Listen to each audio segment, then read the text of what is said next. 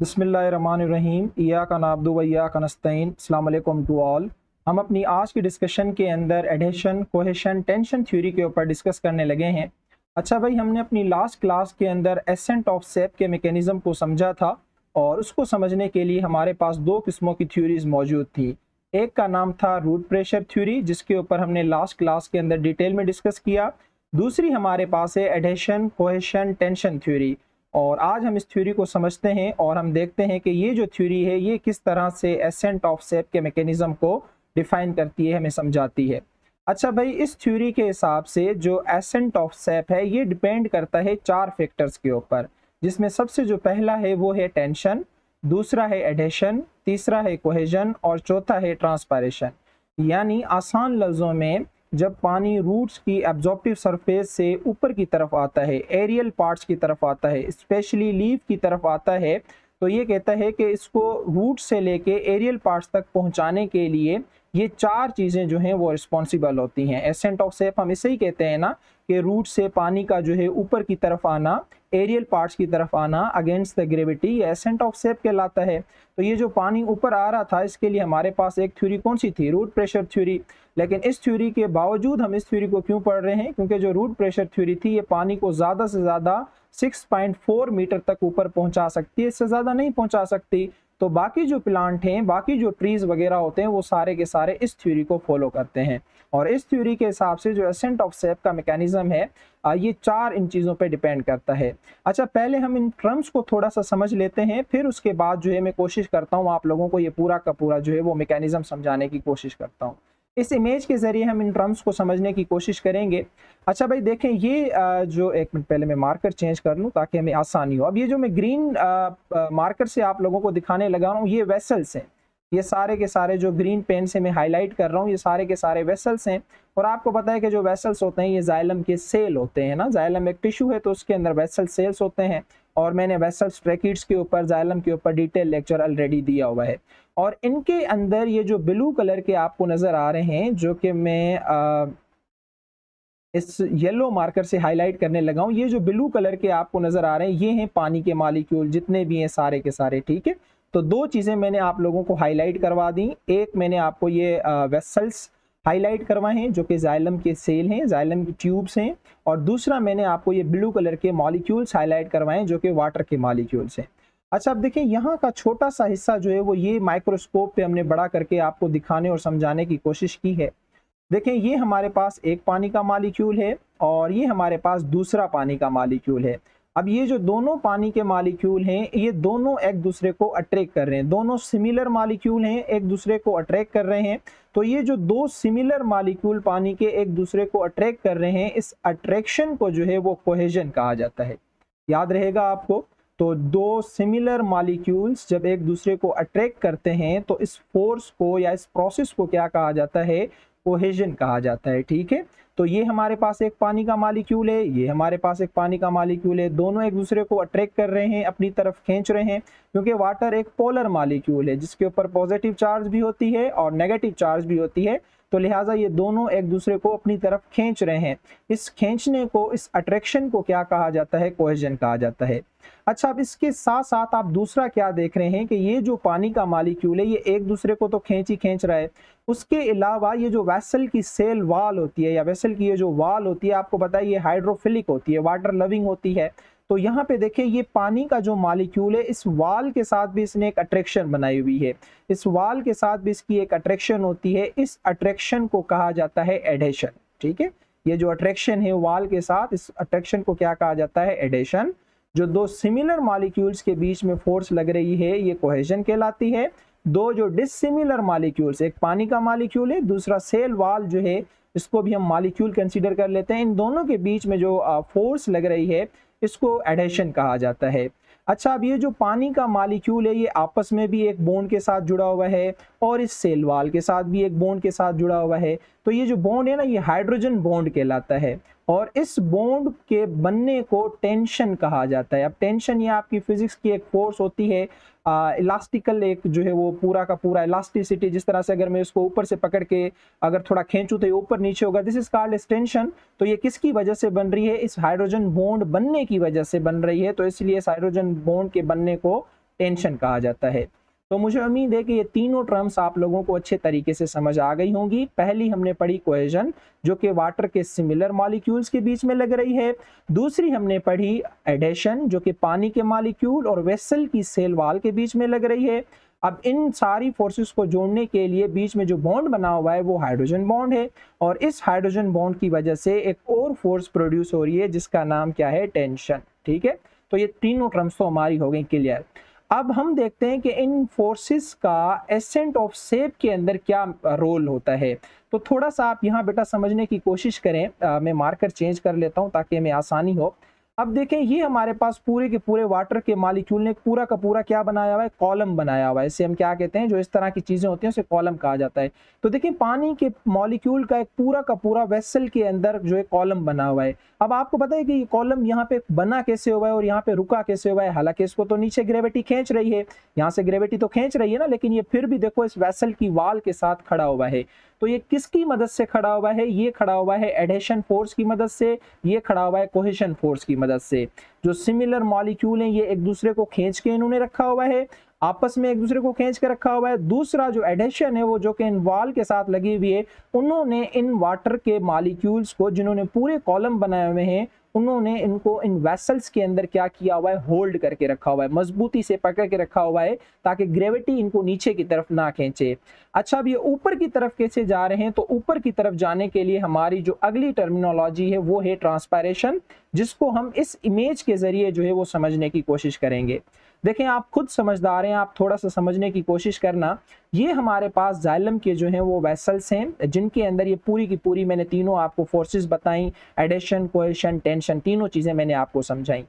अब देखें, ये हमारे पास मेसोफिल सेल है जहां पे फोटोसिंथेसिस का प्रोसेस होना है। हमने पानी को यहां से लेके यहां तक पहुंचाना है किसी भी तरीके से।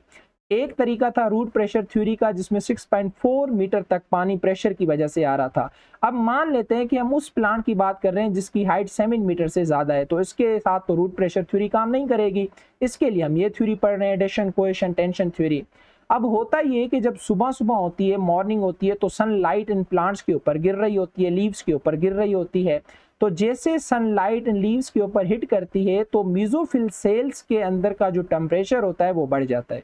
यहाँ का टेम्परेचर जैसे बढ़ेगा तो इस सेल के अंदर जो वाटर का कंटेंट होगा वो यहाँ से एवापोरेट होके बाहर निकलना, इस सेल से निकल के जो बाहर स्पेस होगा पत्तों के अंदर, जिसे एयर स्पेस भी कहा जाता है, इंटरसेलुलर स्पेस भी कहा जाता है, वहां पे आ जाएगा। तो सेल से क्या हो रहा है, पानी का मॉलिक्यूल वेपर की फॉर्म में निकल के कहाँ पे आ रहा है, बाहर निकल के आ रहा है। किसकी वजह से, ट्रांसपायरेशन की वजह से। ट्रांसपायरेशन एक ऐसा प्रोसेस है जिसमें प्लांट के ऊपर लाइट लग रही है, प्लांट के जो मेसोफिल सेल्स हैं इनका टेम्परेचर क्या हो रहा है, इंक्रीज हो रहा है। उस टेम्परेचर इंक्रीज होने की वजह से जो मेसोफिल सेल्स हैं यहाँ से पानी के मॉलिक्यूल सेल से एवापोरेट होके बाहर आ रहे हैं इंटरसेलुलर स्पेसिस में। इस प्रोसेस को ट्रांसपायरेशन कहा जाता है। तो भाई, जब इस सेल के अंदर वाटर की डेफिशिएंसी होगी तो आप मुझे बताएं कि ये सेल पानी कहाँ से लाएगा, अपने पड़ोसी सेल से खींचेगा। फिर इसके अंदर डेफिशिएंसी हो जाएगी, ये पड़ोसी से खींचेगा। इस तरह से ये साइड से खींचते खींचते, और जो पानी जाइलम की वेसल्स के अंदर रुका हुआ है एडेशन की मदद से, कोहेशन की मदद से, टेंशन की मदद से, वो पानी इस जाइलम से निकल के पहले इस सेल में जाएगा, फिर इस सेल में, फिर इस सेल में, फिर इस सेल में, फिर इसमें, फिर इसमें, फिर इसमें, और फाइनली यहाँ पे पहुंच के जो पानी की डेफिशिएंसी हुई थी उसको पूरा करेगा। अब नीचे से सिर्फ पानी नहीं आ रहा, जो मिनरल्स वगैरह आ रहे हैं वो भी सारी चीजें इसके साथ आती जाएंगी, और इस तरह से इन पत्तों के अंदर जो है वो फोटोसिंथेसिस का प्रोसेस क्या हो जाएगा, स्टार्ट हो जाएगा। अगर एडेशन, कोहेशन, टेंशन ना होती, ये तीनों फोर्सेस ना होते, तो पानी का मॉलिक्यूल इन जाइलम की वेसल्स के अंदर रुक नहीं पाता, उसको ग्रेविटी नीचे की तरफ खींच लेती थी। ये तो मेहरबानी इन तीनों फोर्सेस की जिन्होंने जाइलम वेसल्स के अंदर पानी को रोका हुआ है। और चौथी मेहरबानी किसकी है, ट्रांसपायरेशन की है, जिसकी वजह से यहाँ का पानी क्या हो रहा है, वेपर की फॉर्म में सेल से बाहर निकल रहा है। ये पड़ोसी सेल से इस तरह से खींचते खींचते ये फाइनली पानी कहाँ से ले लेते हैं, जाइलम के वेसल से ले लेते हैं। तो this is called as adhesion, cohesion, tension theory. इसको दूसरा ट्रांसपायरेशन पुल भी कहा जाता है। क्यों? क्योंकि ट्रांसपायरेशन की वजह से पानी ऊपर की तरफ पुल हो रहा है। आप खुद सोचें कि अगर यहाँ पे मीजोफिल सेल के अंदर ट्रांसपायरेशन नहीं होती तो क्या नीचे से पानी खिंच के ऊपर जाएगा? जब स्पेस ही नहीं है तो पानी क्यों जाएगा? और इसका नुकसान होगा, पानी को फ्रेश वाटर भी नहीं, इस प्लांट को फ्रेश वाटर भी नहीं मिलेगा और उसके साथ उसको मिनरल्स भी नहीं मिलेंगे। तो जितनी ट्रांसपायरेशन होती जाए, लेकिन ऐसा नहीं है कि ट्रांसपायरेशन हद से ज्यादा हो जाए, उसकी अपनी एक लिमिट होती है। हमारा एक अलग पूरा टॉपिक है ट्रांसपायरेशन का, अगला ही टॉपिक है, मैं आपको डिटेल में बता दूंगा। लेकिन अभी सिर्फ आप थ्योरी को समझें कि वो थ्योरी आपको क्या समझाना चाह रही है, किस तरह से वो तीनों फोर्सेस मिली जिन्होंने पानी के मॉलिक्यूल को होल्ड किया जाइलम की वेसल्स के अंदर। जाइलम जो ट्यूब होती है ना, वेसल्स, उनके अंदर फिर ट्रांसपायरेशन की मदद से आपने देखा पानी निकल के इंटरसेलुलर स्पेसिस में आया, सेल के अंदर पानी कम हुआ, इसने पड़ोसियों से खींचते खींचते पूरा पानी दोबारा ऊपर ले लिया। So that's why this theory is also called as transpiration pull. तो मुझे उम्मीद है कि ये थ्योरी आप लोगों को बहुत अच्छे तरीके से समझ आ गई होगी। एक बार मैं इसकी थ्योरी भी आप लोगों को अच्छे तरीके से पढ़वा देता हूँ, समझा देता हूँ। तो देखें क्या लिखा हुआ है, in the vessels water molecule जो है वो एक दूसरे को अट्रैक्ट करते हैं। ये अट्रैक्शन क्या कहलाती है? कोहेजन कहलाती है। और मैंने कहा कि ये जो कोहेजन हो रही है, पानी के मॉलिक्यूल्स जो आपस में अट्रैक्ट कर रहे हैं, उनके बीच में एक बॉन्ड बन रहा है। वेसल्स की वाल के साथ भी उनका आपस में भी एक बॉन्ड बन रहा है और उस बॉन्ड को क्या कहा जाता है? टेंशन कहा जाता है। और ये कहता है कि कोहेजन की वजह से जो सिमिलर फोर्स लग रही है, एक दूसरे की जो अट्रैक्शन हो रही है, इनकी वजह से पानी के जो है वो कॉलम बन जाते हैं किसके अंदर? वेसल्स के अंदर, जैसा कि मैंने आपको इमेज के अंदर दिखाया। उसके बाद नेक्स्ट जो हमारे पास फोर्स है वो है एडेशन। अब ये वो फोर्स ऑफ अट्रैक्शन है जो कि पानी के मॉलिक्यूल और जाइलम एलिमेंट्स यानी कि जाइलम के जो सेल हैं, वेसल्स और ट्रैकिट्स, उनके बीच में लगती है।